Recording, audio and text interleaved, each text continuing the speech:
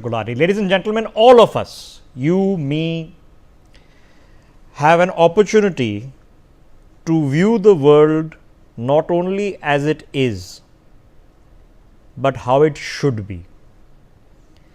We live in an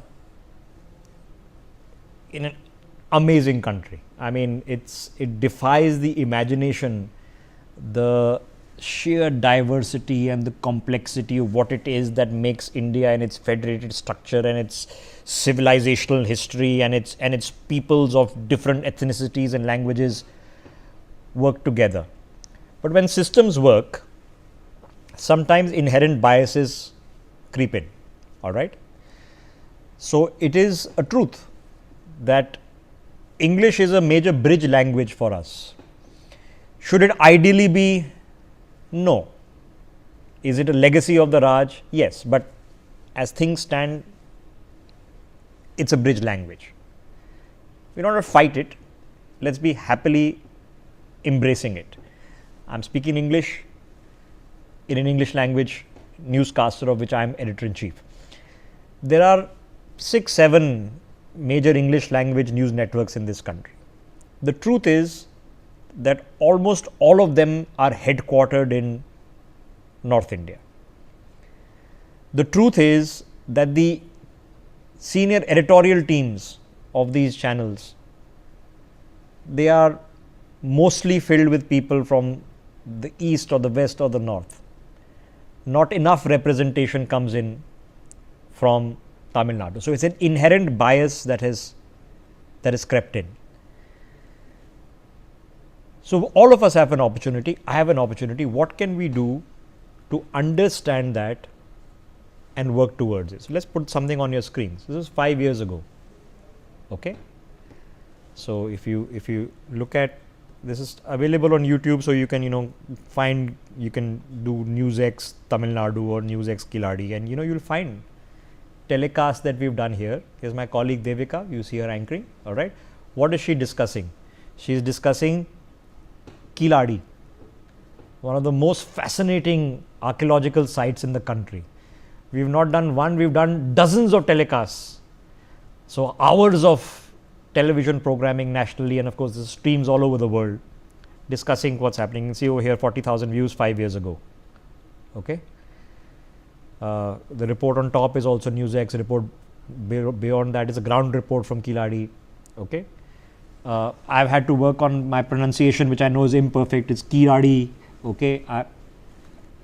About 4 years ago, for the first time on NewsX, I asked some of my colleagues to host a Tamil language telecast. So it was anchored in Tamil. It was a telecast, a TV telecast happening on NewsX, in which even I could not necessarily understand all that was being discussed and said. Because we understand that we have to take steps not to understand the world as it is, but how it should be. When the last elections were taking place in Tamil Nadu, politics consumes us with all sorts of this is being said, that is being said. We did hours of programming of what Tamil Nadu now represents. Think of it, the next spaceport, the launching station is being built in Tamil Nadu, in Kanimodi's constituency in Thoothukudi.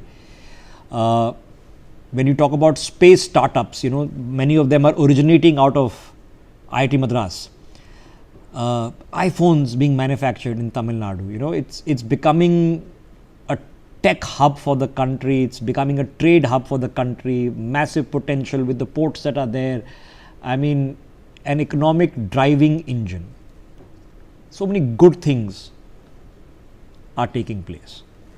We have to talk about the good, not just the bad. We also have to address serious concerns, legitimate or imaginary, that do exist. So for example, if we do a delimitation exercise in this country, all right, we have to ensure that South Indian states who have been better at imparting education, who have been better at population control, should not therefore feel punished for having a lower population and then extra seats go to UP Bihar. So we have to be cognizant of these things. We have to balance them out very carefully, from language to culture and tradition. It is a pleasure to be seeing the Tamil Sangangam happening in Ahmedabad, happening in Varanasi. It's a celebration because Tamil pride is Indian pride. I'm Punjabi, it's my pride also. Fascinated by what is found in 5,000, 6,000 year old civilizational heritage that comes out of Tamil Nadu.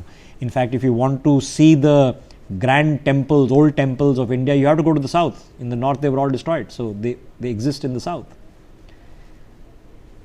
So at some point of time, we have to get past the parochial politics of this.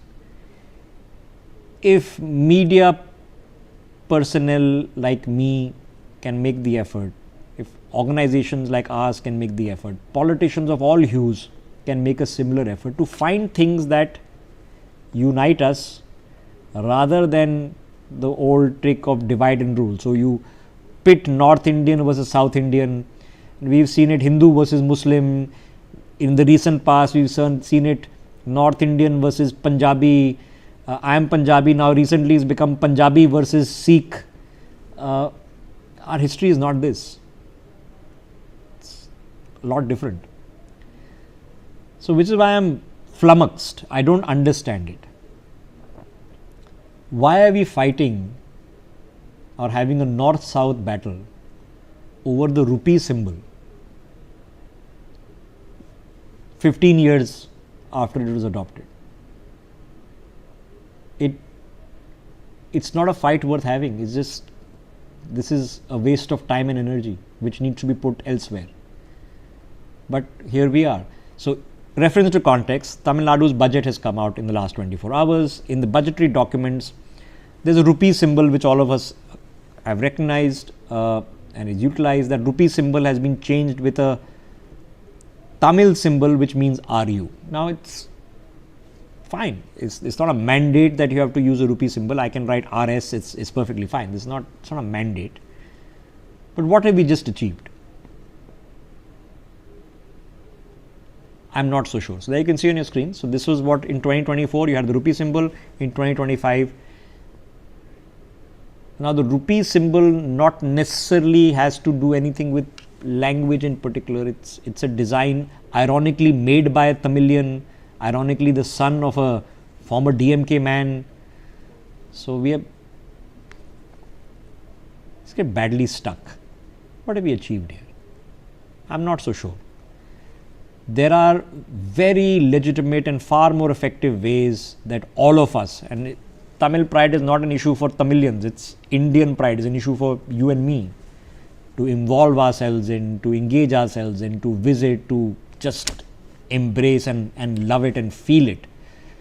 But we've gotten stuck here. This is a petulant conversation I'm being forced to have. I'll much rather not have it because it doesn't make sense to me. What a stupid fight to get into. Now, Tamil Nadu CM has done it. Now, the Finance Minister responded, that this is dangerous, that this can promote secessionism. I don't know whether this was ordered or was a happenstance or who made the decision that this would be replaced. I'm really not sure what we have achieved here. There are better things we could have done with our time and energy. I'm not sure this is one of them. Let's have that conversation nonetheless, since